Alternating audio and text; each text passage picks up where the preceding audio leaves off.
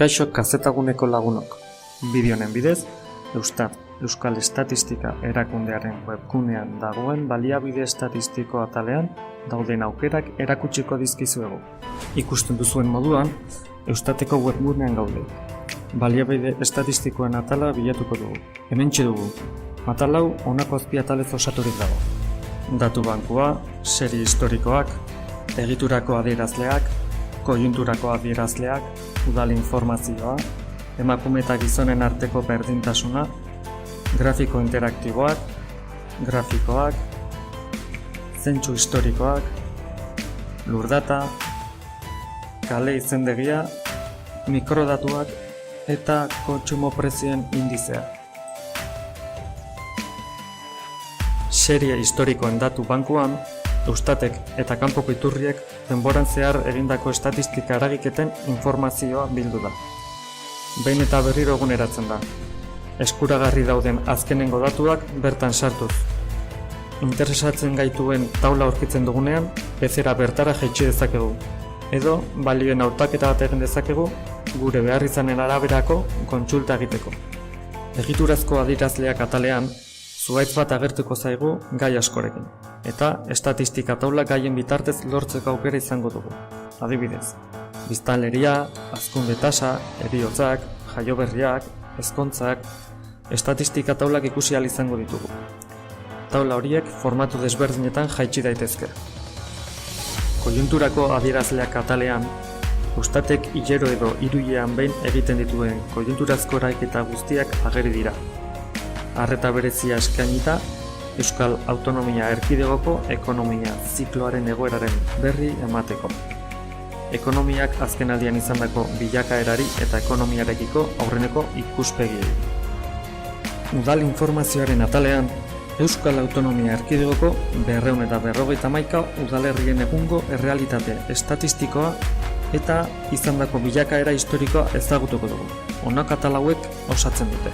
Informazio buruzko berriak, udalen datu bankua, lurdata, piramide interaktiboak, mapa interaktiboak, widgetak, kalegiz, mapa eta kalizendegia, 2011ko errolda, zentsu sekzioen tipologiak eta udal map.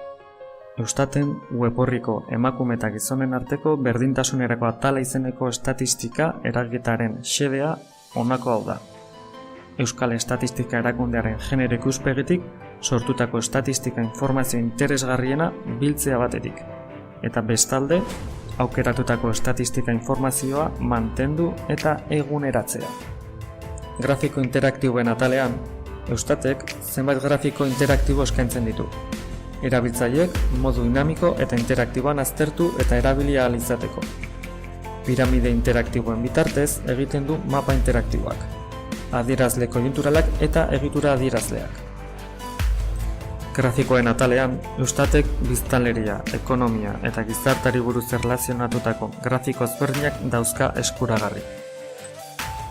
Zentsu historikoen atalak gure esku jartzen du 1970tik 2011 bitarte egon diren zentsu eta errolda datuen informazioa. Lurdata Eustatek eskaintzen duen zerbitzu berria da.